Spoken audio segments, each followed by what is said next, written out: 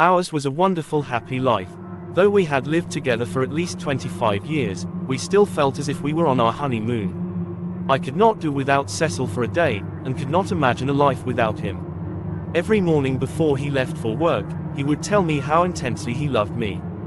He would then add with a mischievous smile that as we were so attached to each other, we should die together too. I used to cling on to him till he had to break free to reach his office on time. After he left, I prepared all the food items he liked, and called him up again to find out whether he had reached safely. But jealous fate did not let us indulge in our closeness and love for long. The pandemic was raging and Corona with spiteful vengeance struck Cecil. He panicked, and gasping for breath, held onto my hand, appealing with pathetically helpless eyes, not to send him to the hospital where they treated coronavirus. If he were admitted to one of such hospitals, he believed he would never come back. I had to do what the situation and his condition required. In no time the ambulance reached howling to our doorstep, and the business-like attendants carried Cecil out of the safe refuge of our flat. I will never forget the parting looks he gave me. I knew he felt that I had betrayed him, and in a way I had. There was no chance to visit him after that. I rang up the hospital and they repeatedly informed me that he was critical. Then one rainy night, I was informed that he had expired, but there was no need to go to the hospital, as it was out of bounds for me. They would do the needful. It was the system to wrap up those who had died because of coronavirus in plastic sheets, and bury them in a special ground on Eastern Bypass reserved specifically for that purpose. Days and nights came and went. I went about like a wound-up carcass. I was not aware of what was happening around me. I neither ate nor slept.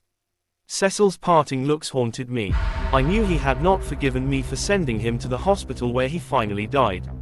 We lived in a multi-storied building on Eastern Bypass, overlooking the crematorium, designated specially for those who had died of the virus. As our flat was on the 27th floor, any time there was a thunderstorm, it became a frightening experience.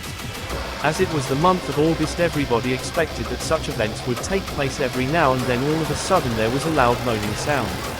With that the window panes started rattling. Then came the knocking sound as if somebody was trying to break open the window.